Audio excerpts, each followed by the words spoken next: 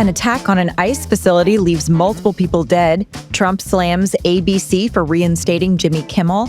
And the MLB throws a major curveball related to rules for the 2026 season. I'm Georgia Howe with Daily Wire Executive Editor John Bickley. It's Wednesday, September 24th, and this is Evening Wire. 2 ICE detainees were killed and another injured in a shooting at a Dallas ICE facility this morning. Daily Wire immigration reporter Jenny Terr has the story. A shooter opened fire on an ICE facility in Dallas Wednesday morning, injuring 1 and killing 2. The shooter, who was later identified by Fox News as 29-year-old Joshua John, allegedly opened fire at a nearby government building before turning the gun on himself, according to authorities. All of the victims were ICE detainees, and no law enforcement officers were injured, authorities said. FBI Director Kash Patel revealed that bullet casings left at the scene had the phrase anti-ICE engraved on them.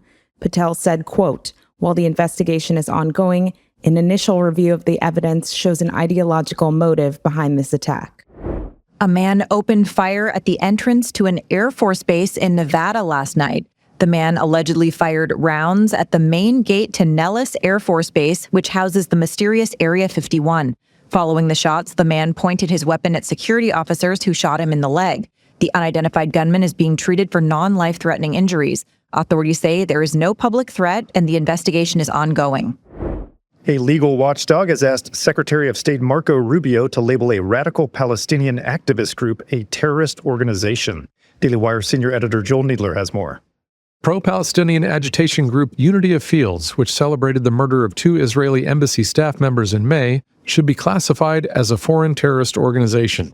That's what the Zecor Legal Institute told Secretary of State Marco Rubio in a complaint Tuesday. Unity of Fields, previously known as Palestinian Action US, is an organization that has called for police officers to be set on fire and encouraged anti-Israel protesters to commit crimes. Zecor Legal Institute told Rubio that Unity of Fields is, quote, "a foreign entity that engages in terrorism, threatens the security of the United States, its institutions, and its people. By promoting terrorism, vandalism, and engaging in various acts of violence, U of F has met the criteria to be designated as a foreign terrorist organization." President Trump isn't impressed with ABC reinstating Jimmy Kimmel, calling the network a, quote, "true bunch of losers" for how they handled the situation. Daily Wire reporter Amanda Prestigiacomo has more.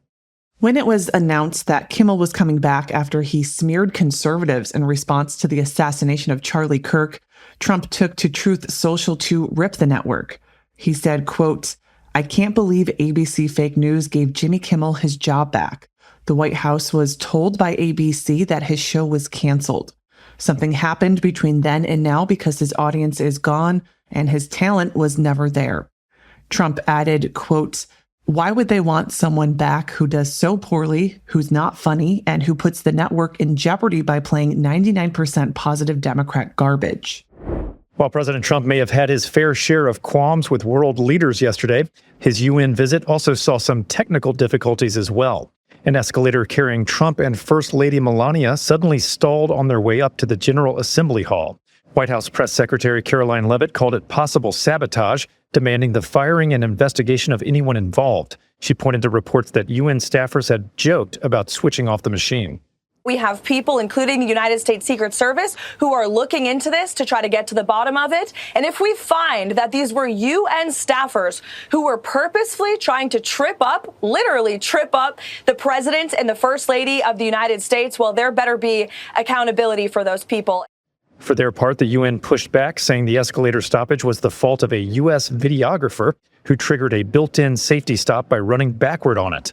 Meanwhile, just minutes later, Trump's teleprompter froze, a development the president took in stride. I don't mind making this speech without a teleprompter, because the teleprompter is not working. Ohio GOP frontrunner Vivek Ramaswamy is casting a spotlight on what he calls America's real crisis, education. H-1B is at a broken system, of course, as I've said so millions of times. That's irrelevant compared to our own deeper failure in education that we need to address. That's what I'm talking about. In the latest episode of Pod Force One, Ramaswamy warns that if U.S. students remain years behind China and Singapore, that will mark the end of American exceptionalism. He's calling for curricular enhancements like Singapore math and says America needs a modern Apollo mission, not to the moon, but to restore excellence in classrooms at home. FBI agents found classified documents during a search of John Bolton's D.C. office. Daily Wire reporter Tim Pierce has the story. According to court filings released Tuesday, agents searched the former Trump National Security Advisor's office and home in Bethesda, Maryland last month. Files retrieved from his office contained information related to weapons of mass destruction, among other topics. The search of Bolton's Maryland home turned up no obvious signs of classified material, though computers and other devices were seized at both locations. Bolton's attorney, Abby Lowell, said all documents were reviewed and cleared years ago for work on Bolton's book. Lowell said, quote, "An objective and thorough review will show nothing inappropriate was stored or kept by Ambassador Bolton." A former FBI agent fired during Trump's first term just struck out in court. Peter Strzok was fired during the first Trump administration for sending anti-Trump texts while running the Russia probe. Today, a federal judge, Amy Berman, rejected Strzok's claims that his firing violated the Constitution, ruling that the FBI has a stronger interest in avoiding bias than in protecting Strzok's political commentary. The U.S. may step in to help keep Argentina afloat. Treasury Secretary Scott Bessent says the U.S. is considering a $20 billion swap line with Buenos Aires, a move that would pump dollars into the market and prop up Argentina's battered peso. The Trump administration is already prepared to buy Argentine bonds and open up emergency credit lines, unusual steps that signal strong political support for Libertarian President Javier Milei. The announcement comes just weeks before midterm elections in Argentina, where Milei's free market overhaul is facing stiff resistance. A 12-year-old girl who was shot in the head at the Annunciation Catholic School in Minneapolis last month is making miraculous strides toward recovery. According to a family statement, Sofia Forche's doctors are cautiously optimistic as she shows promising signs of neurological recovery. During the August 27th attack, a bullet lodged in her brain, causing severe damage. In order to relieve the swelling on her brain, doctors had to put Sofia in a medically induced coma and remove half of her skull. She was one of 21 people injured during the shooting. 2 children were killed in the attack. NASA's latest space mission launched this morning, and its destination is the edge of the solar system. The probe, called IMAP, will orbit the sun about 1 million miles from Earth, using 10 instruments to trace particles to the solar system's edge. Its goal, to draw the most detailed map yet of the heliosphere's boundary, where our sun's influence ends and interstellar space begins.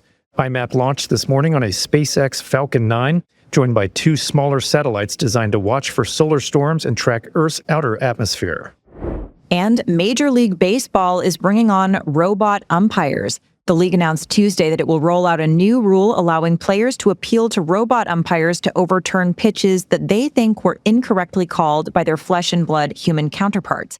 The new rule will take effect for the entire 2026 MLB season and will give each team 2 chances to challenge whether a pitch was correctly ruled a strike or ball. The pitch will then be assessed through a complex automated camera system to judge whether the human umpire was correct. All right, those are your drive home updates today. To learn more about these stories, go to dailywire.com. And in case you missed it this morning, we covered some major stories, including Trump pummeling the UN, Google admitting to censoring Americans, Jimmy Kimmel returning, and Charlie Kirk's campus tour continuing on in his honor. Thanks for tuning in. We'll be back tomorrow morning with another full edition of Morning Wire.